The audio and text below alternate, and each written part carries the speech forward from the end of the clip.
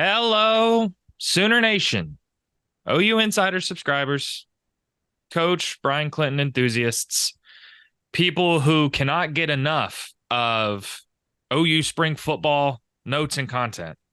I hope you fall into that category. We both hope you fall into that category because you're going to get so many notes and so much content in this episode that you're not going to know what to do with yourself. So buckle in now for the latest episode of the Oklahoma Drill, a podcast fueled by OU Insider and the Rivals Network. I am Jesse Crittenden. I am joined, as always, in perpetuity, for now and forever, till death do us part, by Coach Sir Brian Clinton. Brian, it's like 75 degrees and really nice outside today, when the 2 days we went to practice this week were not. Yeah, that. awful. What? Why? I don't know. It was like sleeting in Oklahoma City yesterday morning. Yeah, Like yesterday at practice, it was brutal outside, yeah, cold and rainy. I don't know, man. I don't know. I is Oklahoma Springs, man. You know how it is. I Thankfully we were indoors. We were at Yes. Everest, but even indoors, it was kind of cold, man. Yeah, And the I'm door. not, huh? If you're standing near one of the entrances, it was like not even crisp, like it was just cold. Yeah. And look, here's the thing. I complain. Okay. I am not easily content. I complain. Okay. And it was too cold outside. It was just too cold outside. But that did not stop either of us from attending nearly 4 hours of open practice this week. It was you, me, and Brandon on Monday attending practice. Then it was just you and I on Wednesday holding down the fort What for we do. for that's what we do. You in particularly were making some very long drives on Monday and Wednesday to be around, and that's just your commitment level. That's just the way we do That's things it. at OU Insider. Brian, there's so much to break down. There's so much we could talk about, but I guess let's just start here. 4 hours of open practice. I mean, we got to see we got to see a whole lot more practice than we normally do. I mean, don't you feel like you just have a really good understanding of where this team is now after this week? It's just two practices. There's so much more to go, but don't you just feel like you have a pretty decent understanding of this team? Yes, especially for where we're at. Like, I mean, we're still, as crazy as it sounds, we're still about a month away from the spring game. So it's like typically at this point in time, there's just nuggets and pieces of things coming out because there hasn't been that much open availability in recent years. But now it's like, I mean, the opening statement that Brent Venables took so much heat for on Twitter about the water hose or the fire hose Oh, is yes. yeah, that's how I feel at this point. Like there was just so much all at once happening. The 4 hours of practice, there was just so much to take away from it. And if you didn't have a notepad or take notes at some point, I mean, you would have forgotten a lot. So yeah, it's been really good, and I like it sounds everybody says spring is hype season. It is. Um, but I came away from both sessions. I mean, really encouraged for the most part. Like, and I know, like again, I'm feeding into that hype train, but most of the positions on the field, like outside of interior offensive and defensive line, which I think those two groups could probably add a piece or two. The rest of the roster looks like it might be in as good a place as it's been in a long time. So yeah, I feel like I've learned a ton about the team, and we're not even in April yet. No, I agree. And I think that was one of my overarching takeaways was I think outside of the offensive line, and you mentioned the interior defensive line, I feel really good about those other position groups. I Mm-hmm. really do, especially the secondary. And I think let's start. defensively. God, it's in the interest of trying to have some sort of organization because there's just a million ways we could break this out. Let's start defensively. Okay. And I actually want to, because I'm thinking about, Brody and I did the live last night. Hmm. Um, we did a podcast on Monday. Parker and Brandon have done their notes. You've done your notes. I'm trying to think about some things that haven't been talked about a ton, and I actually want to start here. Zach Alley. That's something that hasn't been talked about a ton in terms Hmm. of what impact, in terms of like what does the spring look like with him now kind of running the defense. And I said this last night on the live, but I kind of wanted to expand on it. I, to me, he already has more of a control in that room than, again, I'm not trying to throw shade at Ted Roof, but already has more control of that room than Ted Roof. Like, to me, you're seeing Zach kind of take guys off to the side and really lead them through stuff, like show them technique, and especially in that linebacker room. It feels like he's running those linebacker drills, where in the past, from what we've gotten to see, it looked like it was really Brent Venables and James Skalski Yes. running those linebacker room, or those linebacker drills, and kind of Brent really kind of leading the defense as a whole. Now Brent is still around. Obviously, he's in those linebacker drills, Hmm. and that defense is still his. But to me, when Deshaun McCullough actually mentioned this yesterday after practice, that Brent's still around, but it's more like he's checking in instead of really running the linebacker room. And I even mentioned it in the one-on-one, the pass rush drills they did early, those one-on-one drills. Hmm. Brent was kind of had a hand in that drill too. He was kind of really helping with the offensive line, the defensive line. And I think there's been a lot of talk about Zach Alley's an extension of Brent Venables, but it feels like just a couple weeks into spring, like he's really running the linebacker room and the defense as a whole. Is that the impression? What impression have you gotten? Again, it's early, but what impression have you gotten just from seeing Zach Alley on the field running this defense?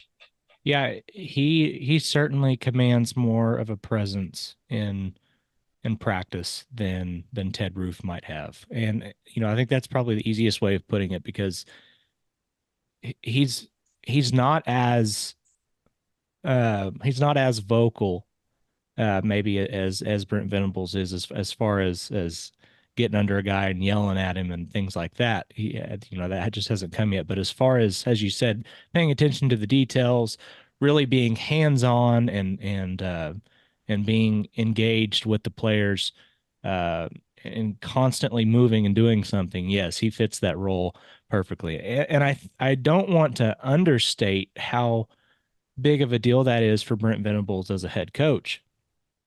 It's such a big deal that I mean, I know this from watching Brent float around during individual drills when they went to Indy. There was very little time that he spent with the linebackers. I Mm-hmm. watched him come over and work with Coach Chavis and the defensive ends. I watched him work with Coach Bates along the defensive line. I watched him flip over and was involved with Coach Jones and the wide receivers. He was all over the place, which is again, I think when you are a head coach at your best, I feel your ability to coach coaches and not be tied to one position is probably like the biggest thing in practice, and I think that that's huge because it's not just the football knowledge that he brings, but it's the presence that he brings as he floats around the competition level when the big man on campus is with your position group. Like, I mean, you're wanting those guys want to impress him. Not that they don't want to impress their position coaches, but it's uh, it's just a big deal that he can float around like that, and I think that's awesome. I also thought that it was great that. Uh, Ali was playing scout team quarterback and some of the things that he was doing, uh, like a mini green beans instead of Jimmy green beans. So it was cool just to see him doing his thing, and he really is an extension of Coach Venables in a lot of ways. And with all the players that we've talked to, He is very much a clone of what BV does, and obviously that's not a bad thing. That's one of the best defensive coaches that we've seen since the turn of the century. So big stuff, and really good to have Zach Alley around. I made the joke yesterday during practice when it was Brent running scout team quarterback. I was like, hey, look, he looks good. He looks like a natural. He needs to work on his drop a little bit. And look, his throwing motion, his mechanics could use It's some some work. work. Yeah. Could use some work. But no, that was we hadn't actually seen a ton of that. Like we had heard players talk about Venables and whoever else running scout team quarterback. We hadn't actually got to see it. So that Yeah, was kind of cool. it's fun. Yeah. Let's talk about the defensive line, specifically that interior defensive spot, because that's one of the questions. Outside of the offensive line, it's that DT spot. And I don't know, it's so early and there's so much that could happen between now and the fall. But I know you focused a lot on at defensive tackle. I'll say a couple of things that I noticed, which was that for one, I had heard some buzz about Grayson Halton from some people, and I didn't really know how much stock to fully put into that. And it's not specifically because of Grayson Halton, but it is hype season. Everyone is doing amazing in the spring. That's what you hear. But and also because he didn't play it. I think he played like 90 snaps last year. Mm-hmm. He just didn't play a ton. Right. In that one-on-one drill they did early in practice, I think he made the two best plays. Mm-hmm. Him and Of Devon Sears, those two him and guys. Yeah. Yep. I should have mentioned Devon Sears last night and I didn't. Yeah, Devon Sears is a worthy mention there. Grayson Holland just looked fast, really fast. And I tweeted one of those clips just at how impressive he looked. But I thought that was encouraging. I think we expect DeJoun Terry to probably take one of those spots, but specifically focusing in on the freshmen, these newcomers, Jaden Jackson, David Stone. What did you see? Again, it's early, but from those young guys, what did you take away from what we got to see through the first couple practices? So I don't want to make the expectations on the kid too high because he is a freshman. But I don't feel like I'm really stepping out on much of a limb here. Jaden Jackson might be the best defensive tackle that Oklahoma has already. Big take. Like Big take. I'm he is I love it. I'm the way that there were several times during drills that Coach Bates would turn around to the rest of the group after Jaden Jackson went through a drill and say, do you see how he did that? And it's like, this isn't a guy, he's not using a senior as an example. He's using a guy that was playing for IMG Academy last year to as an example in the defensive tackle room, which is just nuts. He's a mid-year enrollee. Right. Yeah. Like we're talking about a kid that technically should still be in high school. So it's incredible. He has come in and looked really, really good. Not to take away anything from what David Stone has done. I'll get to him in a second, but Jaden Jackson's going to play a huge role in this team. He's going to play a major role in this team. I would real quick. I would have said Jaden Jackson is a guy that just physically, just his physique doesn't look like a freshman. Right. More so than most freshmen. Like he looks like a veteran. Right. That was my initial impression of him. Well, and he's the thing is, I think they when you guys were able to do interviews with the new guys, he talked about how adding weight has been his biggest thing, and he was just glad that they weren't asking him to lose weight because it would have been tough. Adding weight's come easy. And you can see that weight. Like you can see that he is whatever this spring, this roster that they gave us. I don't think the weights have been updated yet because there are some guys out there that are certainly heavier now than they were when they arrived here. and I'll be interested to see what he ends up weighing in at because he'll be over 3 bills. Like he will be a heavier than 300 pounds whenever he's playing, and it's good weight. He moves well. Um, he has very good body control for his age, which is impressive. And guys coming from somewhere like IMG Academy, uh, that's you can tell that they've had high level coaching in the high school ranks, and it does correlate.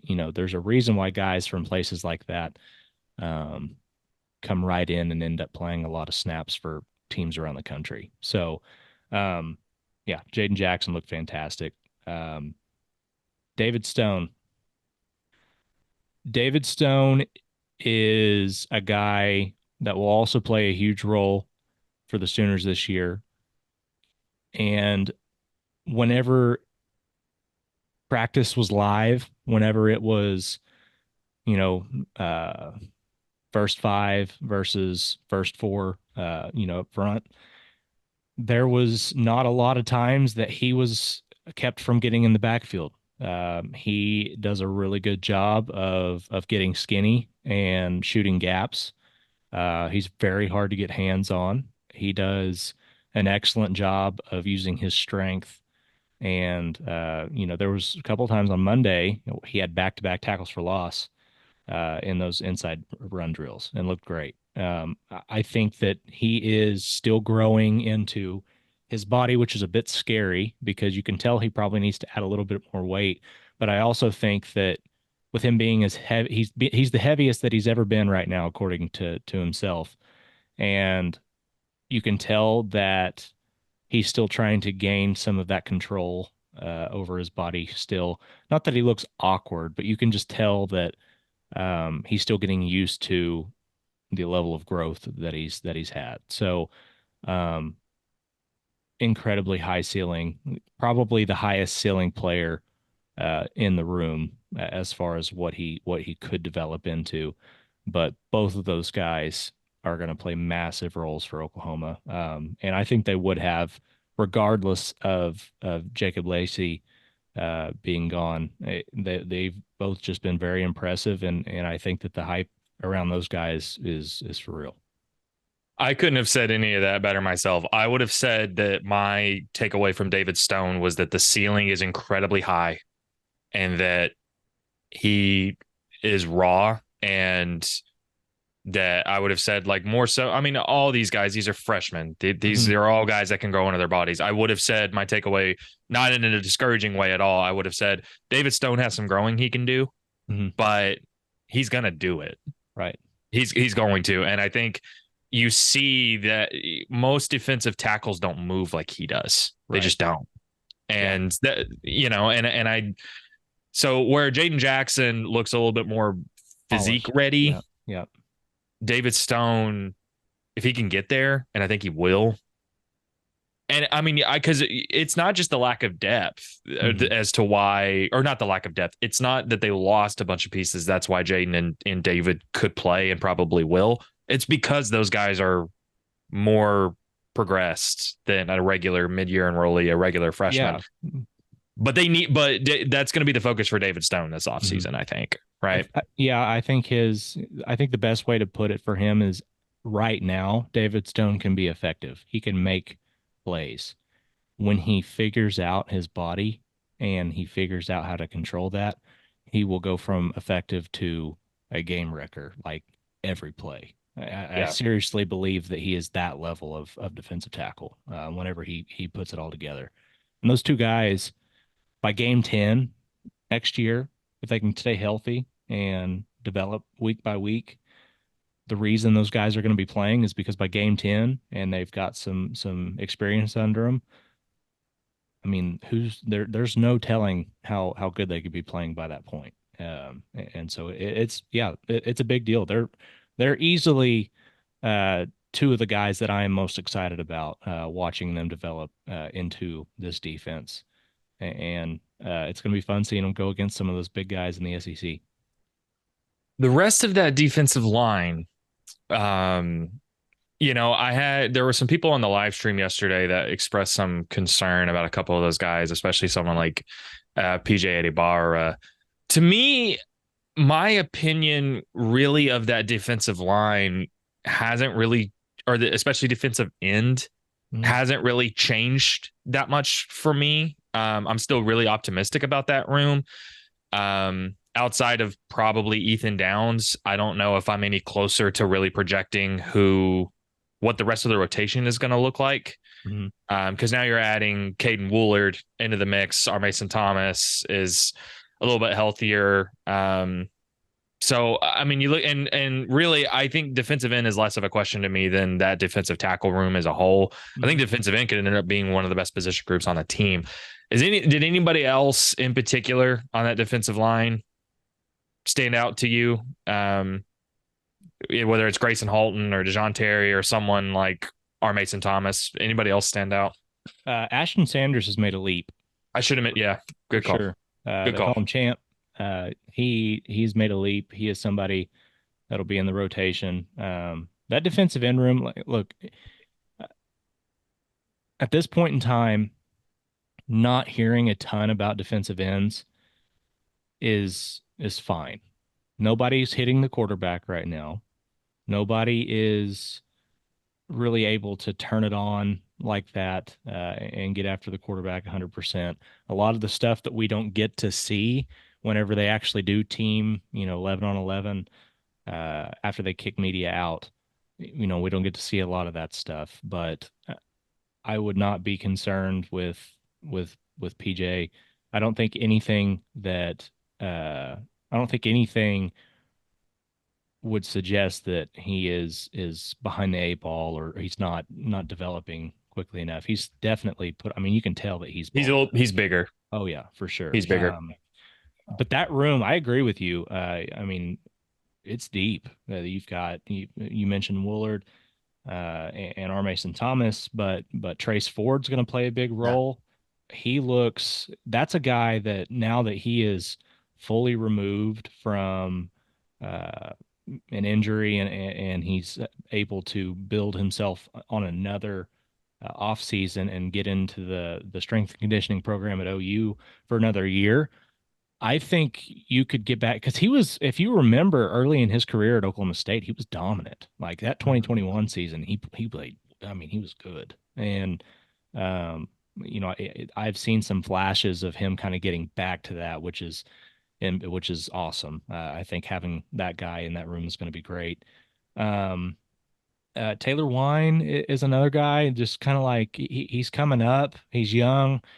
Another guy where you use the word raw and people think not necessarily a good thing. The tools are there. He just needs to be refined.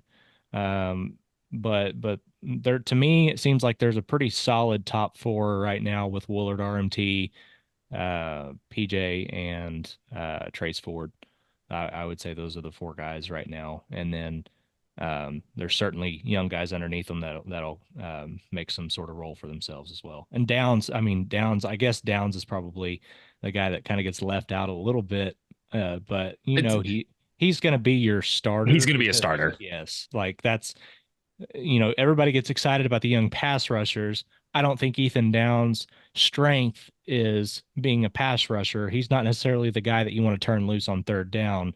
But as far as setting an edge, as far as knowing what's going on, having good leverage, being where he's supposed to be, obviously that's going to be the guy that's going to be out there first and second down. So good stuff from that group too. No, Ethan Downs is in that veteran group with Stutzman, Washington, and Bowman. Sure. It is those four guys. Those are the stalwarts of the defense. Yep. Also wanted to shout out Danny Okoye really quick. I think he's looked good. Um, That's another guy with an absolutely incredibly high ceiling. yeah.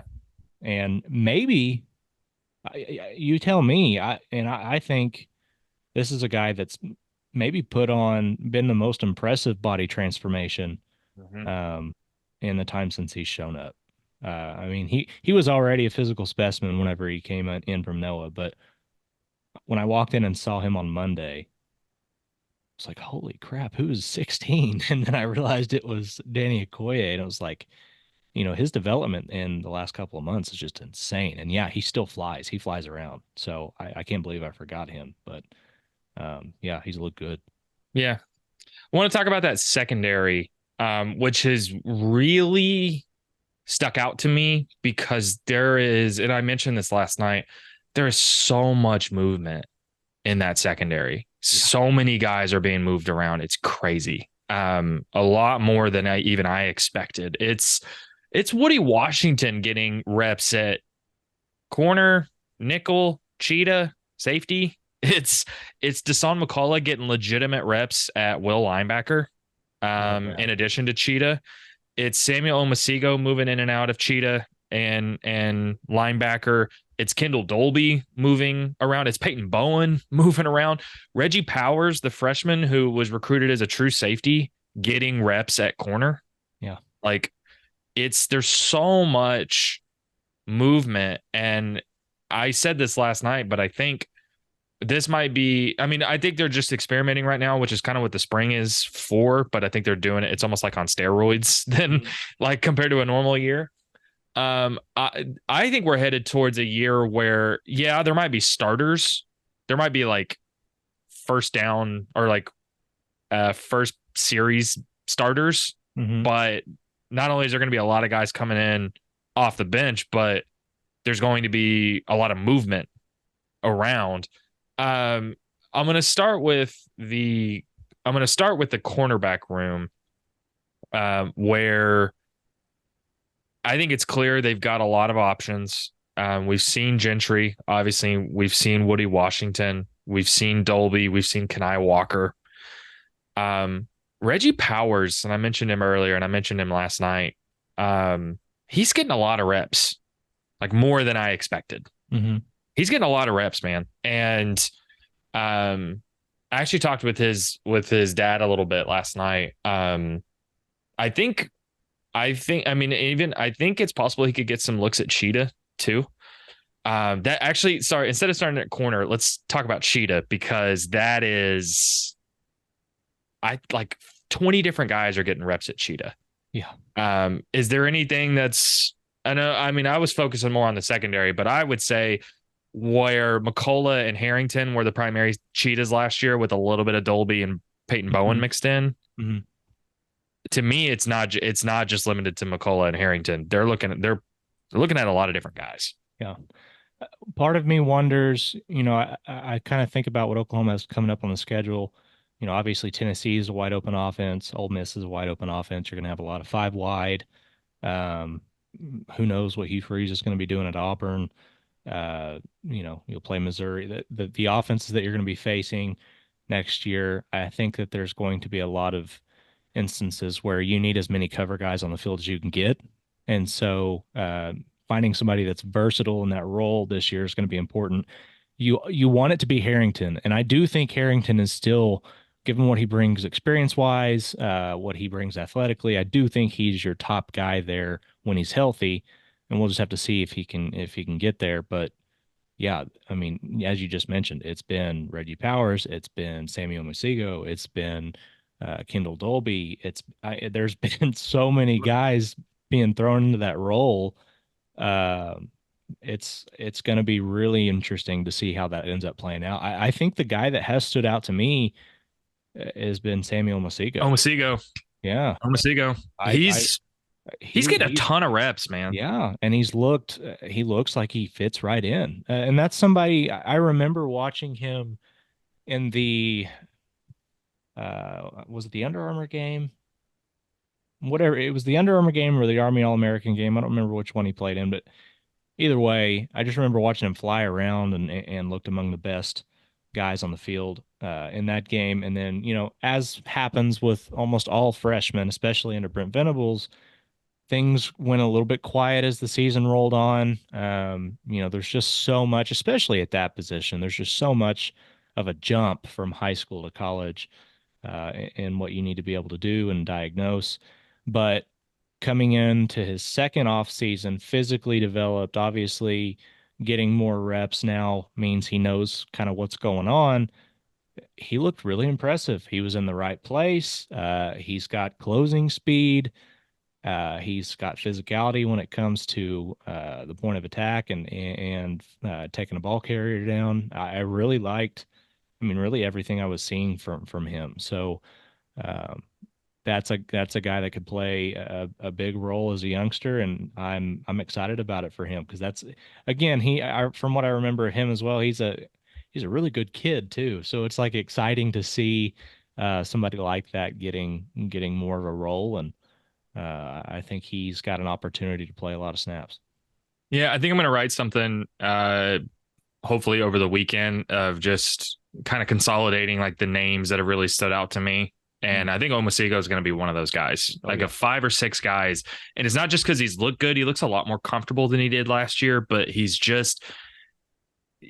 they clearly are intrigued by what he can bring. And there were even reps yesterday where he was getting cheetah reps next to Kendall Dolby. Then all of a sudden the next rep, it's Omasigo at inside linebacker. Like they flip, yeah, and then the next rep, it's Omasigo at linebacker, and it's Peyton Bowen at cheetah. And yeah. like I think they're really valuing that versatility. So yeah, I'm gonna keep if the next open practice, I'm gonna really keep my eye on Samuel Omasigo because he's out there a lot. Yes, Um, yes. and I also wanted to throw out Lewis Carter as another Mm, guy that has really um again, I think he's a guy that gets lost in the shuffle a little bit at linebacker. yep. I think he got some cheetah reps yesterday too.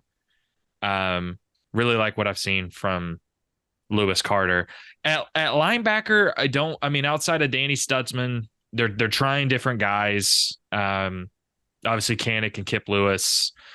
Kobe McKenzie will be in the mix. Samuel Masigo will be in the mix. Lewis Carter will be in the mix. But to me, it's almost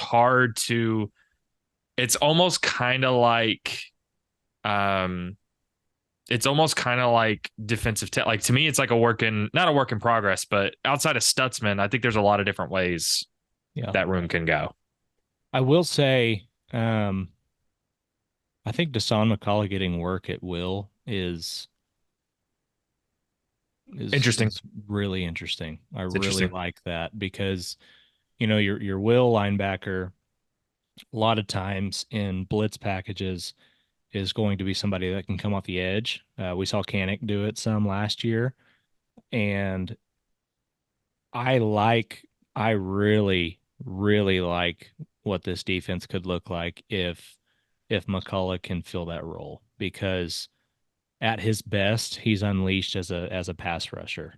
And if you have packages with him and our Mason Thomas and PJ Adeborough and like if you have those guys on the field all at once coming after a quarterback like that, I mean that's a scary we're quick to forget what he looked like primarily as a pass rusher at Indiana his freshman year. He talked last night about like I think he's wanting to unlock that part of his game Yeah, a little bit more. Also, he was hurt like especially towards the end of last year. Apparently, he had meniscus surgery in the offseason yeah, in one knee and had a quad issue in the other leg, and both those injuries happened against Oklahoma State, yeah. Cut which is block. just yeah. And so Right. he's not fully Yeah. yeah.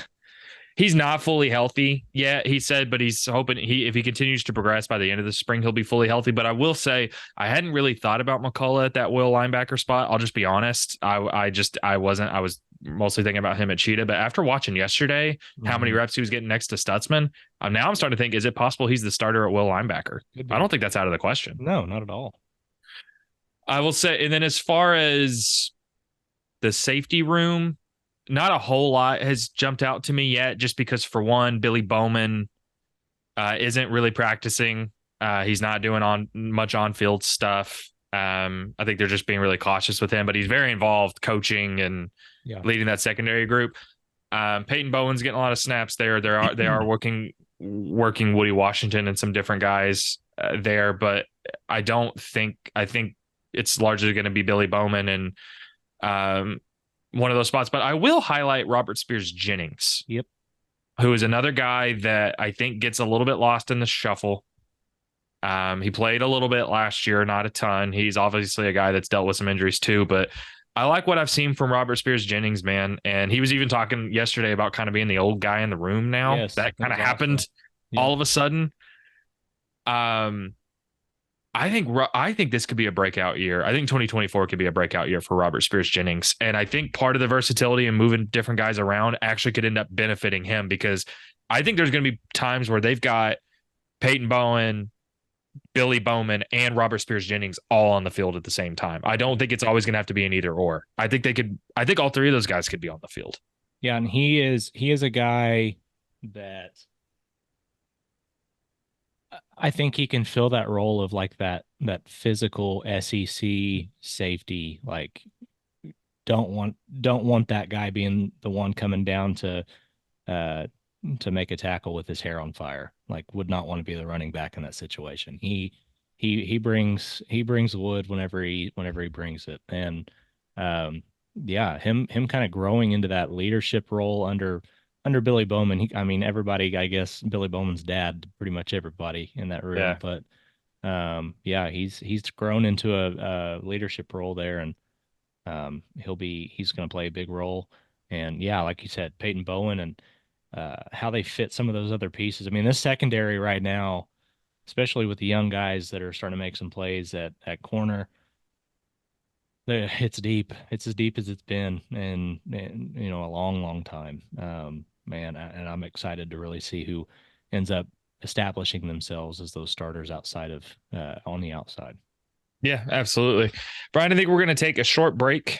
And I think when we come back, we should we should finish up talking about some defensive guys and then really dive into the offense. Hell, I mean, again, we're still just scratching the surface of the 4 hours of open practice that we observed. We really wanted to put kind of an all encompassing, broad look at all these position groups. And we still haven't even got to the offense yet. So I think let's take a break. And when we come back, we'll dive into more notes and really focus on the offense. We are back from a very long break, just an incredibly long break. Fortnights, days. My hair's growing like Not really, but we are back from a break. And Brian, before we transition to talking about football, the fun part of the game. I'm just kidding. Defense is fun too. But before we talk about football, we need to talk about the cornerbacks and some final touches on the defense as a whole. And I'll say about that cornerback room that it's just from my observation because I really focused in on it on Wednesday. Wasn't sure your thoughts, but I'll say that um, again, kind of consistent with the theme that there's a lot of movement and guys playing different spots. I mean, Woody Washington is straight up playing everywhere. yeah. And I asked him yesterday, talking to him after practice, I asked him if that was something from the coaches. Like, did the coaches come to him or did he go to the coaches? And he went to the coaches and asked if he could try out some different spots. So I thought that was interesting. And I don't know how much that's going to stick. If you had to ask me right now, 6 months before the season starts, where I think Woody's primarily going to be playing, it's corner, probably in his traditional role. But I don't know that for sure. And I will say him trying out different spots makes it more interesting for everybody else. Kendall Dolby looks really good to me, man. He looked, and obviously he kind of turned it on towards the end of last year. But Kendall Dolby looks good to me. I think his versatility has really showed out. And Des Malone, who I think has experience playing a lot of different defensive back, it looks like they're trying him out at some corner and some one-on-one man coverage stuff. And he looks really, really good to me. He was one of the guys, probably like the top 5 or 6 guys that really stood out to me on Monday. You noted that during the middle of practice, he came off the field, had his helmet off, looked like he might have been evaluated for a concussion. Yeah, Maybe he was doing the visual evaluations. Yeah. and you noted that, and that was a good catch. But I obviously wouldn't think it's super serious. But just as of note. Mhm. And then I mean, of course, you got the young guys too, Josiah Wagner and Makari Vickers, not to mention the freshmen that we haven't talked about. But anything surprised you? Anything stood out to you about that cornerback room? Um, Yeah, I'd like to second what you said about Des Malone. He's looked really good in the moments that we've seen him out there. Um, and I mentioned this to Brandon on Monday, and it continued with Wednesday's session. Kanai Walker looks really good. Looks like Yeah. he's developed further. I guess that's a trend though. He tends to look really good in spring. And he did some good things in the last couple of games of the year. I do want to give him credit.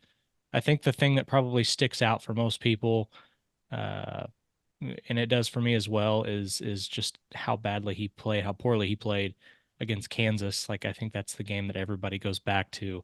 Um, but he did play better as the season rolled on, and he's looked really good.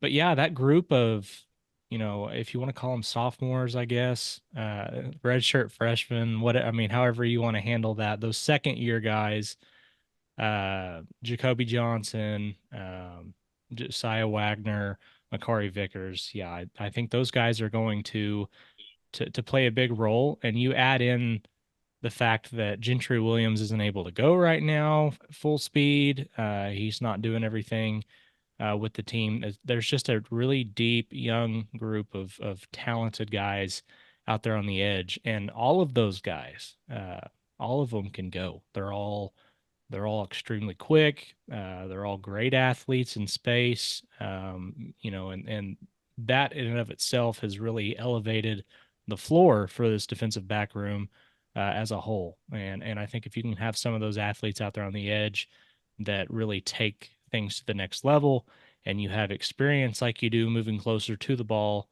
it's a really dangerous combination. I'm really glad you mentioned Jacoby Johnson. I should have mentioned him earlier. He has really stood out to me. Jaden Hardy too. Both of those Jaden, guys. Yeah. yeah, Jaden Hardy. I'm also gonna. So I actually got asked about this on the radio earlier this week. I'm glad you mentioned Jaden Hardy. He does look good. Jaden Rowe Hmm. is a guy that has not been mentioned a ton. Obviously, he only played one game last year and then he got hurt. I actually had somebody ask me, it was a text on KREF, is he anywhere near the mix? Because he's been a little bit of a disappointment. He's been on the field a little bit. I saw him primarily more in that 7-on-7 where Venables was playing scout team. That's really when I noticed Jaden Rowe the most. Mm-hmm. He's really tall. I was about to say he stands out. He stands out Yeah. amongst the group. I mean, he's a physical specimen, but that's unfortunately one of those careers right now. The definition of his career has just been he's had the injury bug. He just hasn't Yeah. been able to stay healthy long enough to develop. So if that changes, look, if that changes, the athlete that he is, absolutely, he'll work his way into the depth chart at some point. But he's got to stay healthy, and it just hasn't happened yet. No, and he's probably not going to be a guy that's talked about a ton through the rest of spring. I mean, for one, I think they're probably not pushing him full Right. go. I mean, hell, he's had a ton of injuries. Mm-hmm. Um, but these next few weeks are critical for him because it's going to be so easy to get buried in that depth chart, particularly at cornerback. But I wanted to say I'm really glad you mentioned Jacoby Johnson because I'm high on a lot of those second year guys, but actually after watching a couple practices, I'm probably higher on Jacoby Johnson, maybe out of that group of returning second year guys. I'm maybe the highest on him, and he's really impressed me. And I will. The other thing I'll mention is that Des Malone, he had a couple of battles against Jaden Gibson, especially on Monday. Mm. And I think Jaden Gibson won one of them, and Des Malone got him on the other. And it was really impressive for one because it was just them competing. It was just Yes. being super competitive. And you love to see that. But two, I thought it was noteworthy because Des Malone's given up like 6 inches on Jaden Gibson height wise. And Des Malone's right there, man. And Yeah. I did think that compared to the other cornerbacks, and this isn't shade at the other cornerbacks at all, but that was one of the few moments the last couple of years that I'm like, dang, Des Malone is going right at that guy, Yeah. just right at him. And I do think OU, that cornerback room could use a little bit of that, I Sure. think. Yeah, like that dog mentality that you hear. Like it's it's a culture thing. It's where like you see it in some players where they come in. Like I think Dion Burks is another guy Yeah. that shares that feel where um he's out to prove on every play that he is that guy. And like I love that a couple of the newcomers have that kind of attitude, and it does it elevates the rest of the field because you all if you're in a competitive environment like Oklahoma football, one of the premier institutions as far as football goes in the country, you're in a competitive environment. You have to be competitive to get there. And so for those guys to come in from other places and really elevate the competitive feel of 7-on-7 and things of that nature, it's great. I mean, it's really, really good stuff. Let's talk about the offensive side of the ball, and we might as well start with where the biggest questions lie, and that is the running back room. I'm kidding. It is the offensive line. Brian, you're the offensive line guy. You really focused in on them Monday and Wednesday, especially yesterday. Before I ask you your overarching thoughts, I will say that there is no bigger mixing and matching going on right now to me than the offensive line. 100%.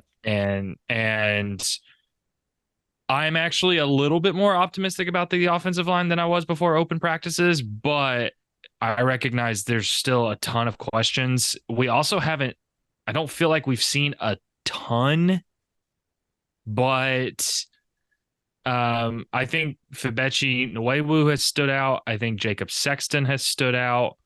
Probably Fabechi at the top of that list. I tweeted a video just a little bit ago of Jacob Sexton and Ethan Downs going at it, and I really thought Jacob Sexton handled his own Mm-hmm. really well in that one-on-one drill early in practice yesterday. But they've kind of been stowing him away in that corner, in that back corner where we can't Yes. really go during individual drills, and I think Yep. that's purposeful. Oh, 100% it is. Yeah. That's probably per request of Coach Beedenbow if I was to guess. But yeah, you mentioned the rep. I was actually going to bring that up about Jacob Sexton, the rep that one-on-one versus Ethan Downs. You actually, if you listened in, you could hear Coach Venables talking to Coach Beedenbow whenever he asked for that rep, and he said, "Your best tackle, Coach. I want Oh, your best tackle. I want your best tackle." I missed that And completely. it was Jacob Sexton that went out there. So I like that. I thought that was good. Really glad that That's that that huge. yeah. Sorry. Yeah, that's I thought huge. yeah, I thought it was really cool that's where that's where he's at now on this depth chart. Like, he's the only returning guy, sure, but like with the other incoming guys, with Spencer Brown coming from the Big Ten, with Michael Tarquin having more experience, it was still Jacob Sexton that trotted out there. So good stuff on that. Yeah, lots of notes, lots of little things here, a lot of mental notes too, just trying to keep up with everything. Um, but bet you, so Parker actually um corrected me on, and it makes me want to laugh every time I say his name properly now. Especially if you're a SpongeBob fan, because it is Fabechi Wee is how you actually pronounce his name. I'm Uh, I'm not laughing at his name. I'm like this, but when you said yes, SpongeBob, that's and I what it. heard Oh, wee woo. Yeah. Anyways, Fabechi Wee it. Woo Wee woo. is he's Wee stepping out. He's really stuck out. We asked Grayson Holton yesterday about Fabechi, and well, actually, it was really who stands out, and somebody had mentioned his name, and Grayson said, "You said it. Like he's a dog. He's different. Like he is. It's been rumored that he is the strongest player on the team. Um, I would say that is absolutely the case based on what I have seen in some one-on-ones. I will say one of the one-on-one drills that I was lucky enough to watch was between he and Dejon Terry. and Dejon Terry just went straight up bull rush in the one-on-one, trying to get to the quarterback, and three strides is all it took for Wee Woo to catch him and stop him in his tracks and stand him straight up. And so his bend, his strike, he is exactly what you want uh, in a guard for Bill Bedenbaugh's offense.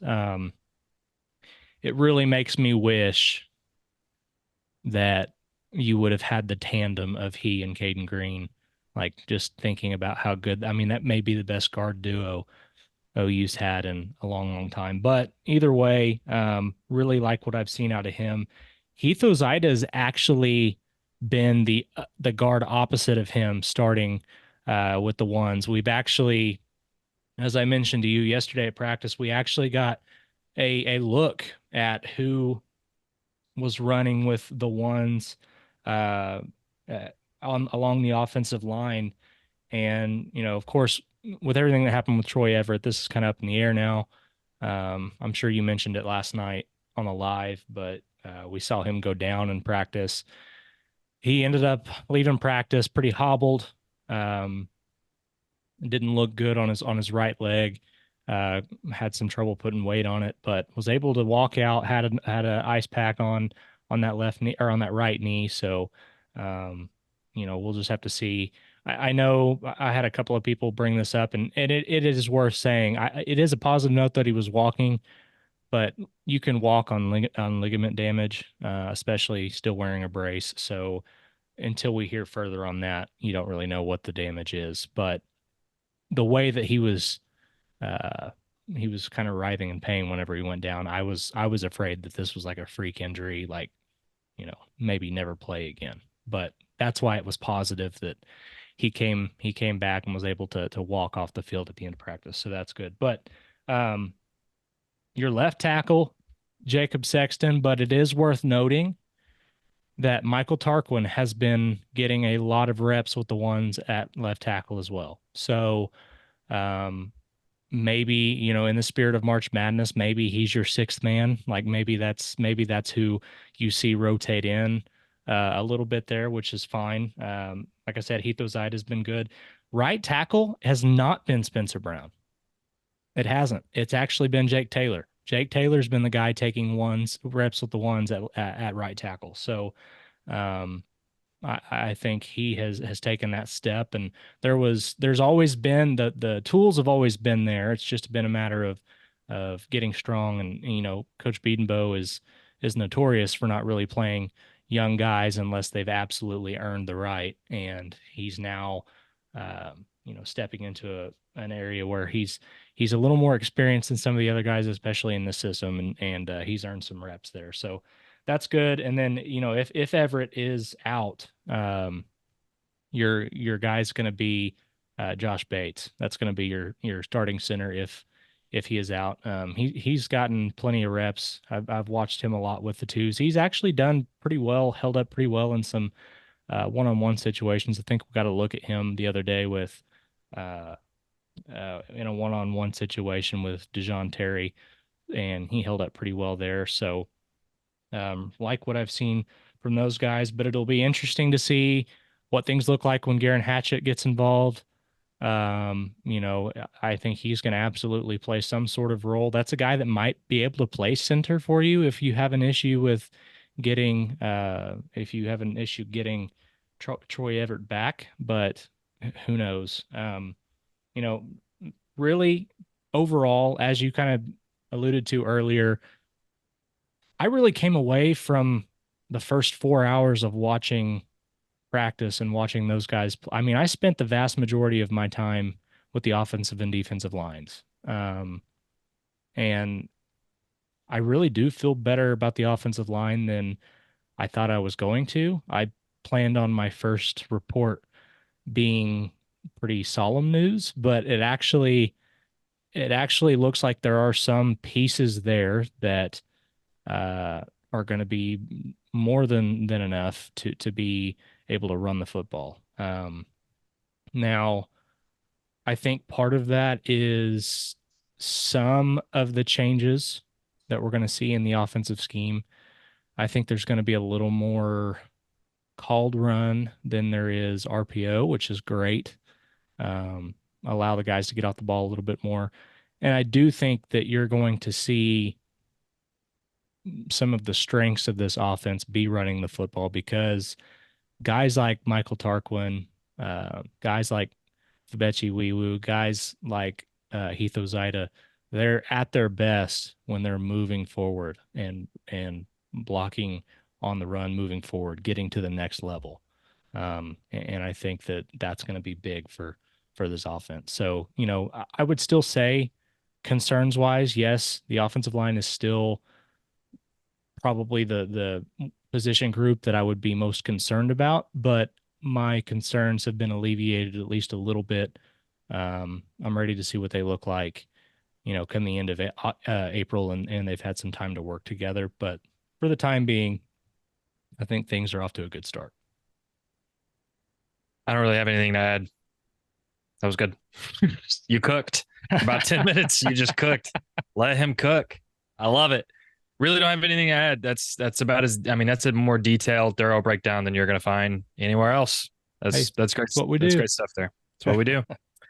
You mentioned running the ball, and I don't know if there's a ton to talk about at running back in the sense of Gavin Sawchuk's the one. Not that that was ever a question, but that has just continued to be the thing. It's Jackson Arnold and Gavin Sawchuk getting paired up together in every single quarterback running back drill. As of now, Javonte Barnes is getting the number 2 reps with General Booty, who is currently acting as the second string quarterback. Obviously, that can change as some of the younger guys step up and as Casey Thompson gets healthy. I want to talk about Caleb Hicks. I do. That's what I want to talk about because he looks, I keep on saying, guys, he looks good. I want to say something else. He has really stood out to me. Caleb Hicks has, and he stood out to me even more Wednesday than he did on Monday. And part of that is because we got to see more offense versus defense drills on Wednesday than we did on Monday. And Caleb Hicks got a lot of reps against some first string defensive guys. I loved what I saw, man. He looks even more like a power running back than he did last year while still having just explosiveness. He initiates contact. He goes into guys. Yeah.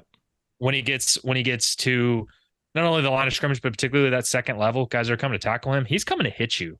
Right. And it looks like he's added a ton of muscle. I think it's possible he's the strongest guy in that running back room. I think it's certainly possible. And he's getting the third string running back reps right now behind Barnes. And I think that situation is complicated because we were so high on Javonte Barnes a year ago. Everybody was. He looked like he was going to be the number 1 guy. He had a great year his freshman year in 2022. I think if he's healthy, I think he still has running back 1 potential if he's healthy. But Gavin Sawchuk's the one. I think it's a competition for the 2. We'll see if Sam Franklin or anybody else gets in the mix. But Brian, I don't know about you, but Caleb Hicks has really stood out to me. And I also like he's getting a lot of reps with Michael Hawkins. And Hawkins is just fast, man. Yeah. And I kind of like that combination together in particular, but I don't know. Yeah. Any thoughts to add on that running back room? Caleb Hicks is the most physically developed running back in that room, at least from, just from what we have seen, from the time that we've got to spend out there watching. He is the most physically developed. He's the strongest, it looks like. He does run with some real attitude. And I like that because, one of the, supposed knocks on him last year was maybe that he lacked a little bit of that physicality. So I don't know if maybe the flip switched or if that's just really what he's focused on changing the narrative about. But it seemed like every time he was running the football, he wasn't looking to avoid contact. He was looking to do what he could to run somebody over and move forward. So I liked what we saw from him in inside run. We also caught some glimpses when they were doing, it wasn't exactly the Oklahoma drill, but there was like this modified Oklahoma drill they were doing where You had an offensive and defensive lineman stacked on this yard line. Then there was another one stacked on this yard line with a linebacker on one side and a running back on the other.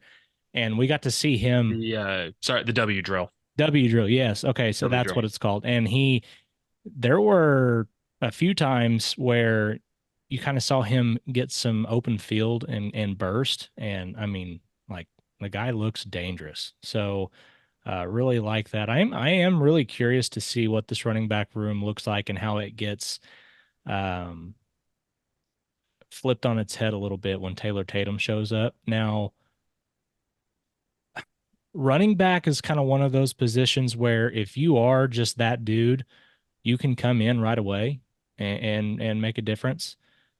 The room it seems pretty strong to me considering kind of where we thought this room would be uh after losing Holly Walker. Tawi Walker last year. But I think that Tatum is going to be it's going to be interesting to see where he falls on the depth chart. But yeah, Caleb Hicks looks big and looks ready to go. And Javante Barnes, he looks healthier and looks like a closer to the version of the 2022 Javante Barnes that we saw. So who knows? I think that running back two spot is going to be what to watch for. So we'll just have to see how it goes. Wide receiver room, and we've talked a lot about it, that Dion Burks has been really impressive. He's looks like he's already established himself as the starting slot guy. When they, especially in the running on air drills or in those 7-on-7 drills, your skill guys are right now are Jalil Farouk, Dion Burks, Jaden Gibson, Bauer Sharp. Yep. And now, obviously, the Jaden Gibson thing could be related to Nick Anderson not doing a ton on the field as he's a little bit banged up. Don't think it's super serious. But that wide receiver group, man, I think I had made the comment that I think it's arguably the deepest position group on the team on either side of the ball.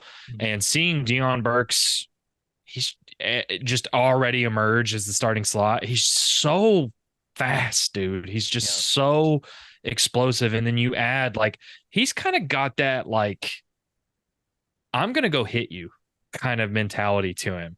Mm-hmm. He runs hard. Yeah. And I mean, he just does. And I think my only question with that wide receiver room is there going to be enough reps for everybody? Because Angelo Anthony he is out there, but he's not practicing, obviously. Nick Anderson's not on the field, or he's not doing drills. And we haven't even talked about Jaquays Petaway, who I thought it was notable, led the Sooner jumping jacks towards the end of warmups. Thought that was notable. But we haven't even talked about Jaquays Petaway. I think Brendan Thompson, I will say, this isn't an indictment on him. I didn't think he practiced particularly well yesterday. Yeah, he had a few drops. He did, and Emmett Jones got on him a couple times. Again, that's not an indictment on him. Everybody has bad reps, bad practices. He wasn't a standout yesterday. But we haven't even talked about the new freshman receivers. I mean, I think Zion Kearney looks really good. That dude is an alien. I mean, he looks the part. It's like him and Jaden Gibson, and to a lesser extent Nick Anderson, are just like, they're just limbs. They're just so lanky and long. I don't know. I don't know what new to say about Dion Burks that hasn't already been said, but I think fans can be rest assured that is their starting slot, and that's a good thing. And that wide receiver group looks good. So I'm not comparing him 1-to-1 with this athlete or with this wide receiver, but the way that he carries himself, the way that he runs routes,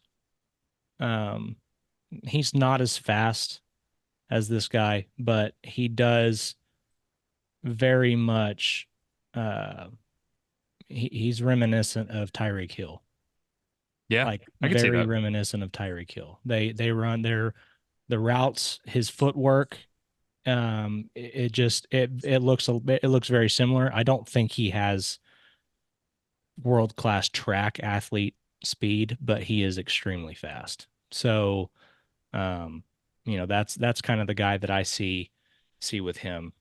Maybe Jalen Waddle is a good comp. But either way, yeah, I think that guy can absolutely be um, wide receiver one in this I think in this offense pretty it looks like easily. he already has. It looks Yeah. like he already has chemistry with Jackson Arnold Yes. too. Very much so. Um, That or go ahead. yeah. I was just going to add the rotation for this group is going to be it's going to be so interesting to see how Coach Jones is able to keep that room satisfied, to keep that room together because he has built a room that by all accounts, it's one of the best. It's probably one of the best wide receiver rooms in the country right now. Um, and it's crazy to say that because it's relatively unproven outside of Nick Anderson. But when you've seen what Jaden Gibson can do, when you've seen what Deion Burks puts on film, when you've seen what Andrew Anthony was able to do before being injured last year, um, and then just what Zion Kearney and Jaquez Petaway bring to the table. Yeah, there's just so many playmakers there. It's going to be fun. Nobody is higher on Jaden Gibson than I. I will continue to yell his name from the rooftops that I think that guy has star potential all over him if he can just get on the field. But that's like you said, it's going to be easier said than done. Mm-hmm. Brian, as far as the tight end room, I think we've both talked and said a lot about Bauer Sharp at length. He has the best combination of size and speed in that room. Yeah. He just does. Yeah. I just don't. I think he just has a noticeable pop and explosiveness that this tight end room just didn't have last year. Mm-hmm. And really behind him, they don't really have it either. And that's not a knock on those guys. It's just I did not expect this. I'll just straight up, I'll be honest. I did not expect him to not only look as good as he has, but to already be taking the tight end one reps. And I know you are on Bauer Sharp Island. I know your flag was staked. I think you can take a bow because he's convinced me, man. That guy, there are just some things, regardless of what level of football you're playing, that just stick out. And whenever I started doing some Google searches on this guy and tried to start finding some things that he did at Southeastern Louisiana, I was immediately like first clip, I was like, yeah, a guy like that's not supposed to like a guy that big is not supposed to move that quick. How in the world did he get overlooked? And then I realized, oh, it's because he was recruited as a quarterback out of high school. He wasn't recruited as a tight end. And yeah, I mean, he's going to be when Tennessee and Alabama and Penn State were after you in the transfer portal, as soon as you opened up and you're from a small school like that, that should tell you everything you need to know. He's gonna be a weapon, and he's gonna be somebody that if you're a fan and you only kind of come around when preview magazines start coming out and the season starts getting closer, that's gonna be a guy that you go, whoa, who the heck is that? Yeah, he's gonna be a really big weapon for OU. He is, and I completely agree. I'm sold on him. I think he's arguably been the most impressive newcomer. I just think of transfer guys, freshman guys, I think he's arguably been the most impressive. I also wanted to highlight, Josh Fanwell continues to get the second team reps. It's good to see Cade McIntyre and Caden Helms on the field. That's really promising, given where their health has been. But I do want to shout out real quick. I want to shout out Devon Mitchell, who is not the most explosive guy. He's not gonna blow you away with blistering speed, but that dude is big. He's got size, and I think there's a role for him. I do. He's taken third string reps already, and I think they want to play more than one tight end. They just do. Yeah. Last year, and obviously it's a different offense coordinator, but last year they did not handle that room because they wanted to handle it that way. They did not feel good about anybody behind Stogner. They want to play more guys. I think Mitchell can get on the field. Agreed. Straight up. Yep. I think it can. Kind of the same, kind of in the same token with David Stone about still growing into his body, and maybe even more so with Devon Mitchell, because a lot of people forget. I mean, he's supposed to be in his second semester of junior year in high school. He reclassified. This is a guy that's, I mean, he's the youngest guy on the team for sure. And uh you can tell sometimes that his body, he's still growing into it. He looks a little he leans a little more than some guys do when they're running. His knee drive isn't as high yet. He's kind of still learning how things work. But as far as like foot placement, as far as cutting routes, as far as catching the football and controlling himself in the air, he's got it. And he's got size. And I think once that development continues, he's going to be a force. That's the kind of guy, the catch that Austin Stogner made to extend overtime, like into third overtime or whatever against Texas, where like you don't know how in the heck he came down with this because his hands were that strong. Like that's the kind of career I foresee Devon Mitchell having for OU. Like he seems like he's going to be a possession style receiver, but somebody that when he gets an open space, it's going to be tough to bring him down because he's like a locomotive whenever he gets going. So yeah, really excited about him too. No, I agree. And I think we might as well, before we get to quarterbacks to kind of wrap things up, I think special teams, there hasn't been really a ton to look at yet. I think it's very yeah, I think it's noteworthy that Deion Burks is getting reps at both punt returner and kick returner. Yep. And Eli Baldwin's getting some reps at punt returner. We've given some notes on all that over at ouinsider.com. I think special teams is going to continue to be let's see how things progress. I think let's end on quarterback, where quarterback in spring, quarterback, like reviewing the quarterbacks in the spring is always kind of tough to do because they're Mhm. not always doing a ton. A lot of times they're just going through individual drills with the Yeah. quarterback coach and the offensive coordinator. I mean, some of them have gotten some reps kind of on air or against defenses where obviously they're not getting tackled or anything. Hmm. Jackson Arnold's the quarterback one. That hasn't changed. To me, there hasn't been anything to um have to for there hasn't been any reason for there to be pessimism or anything like that.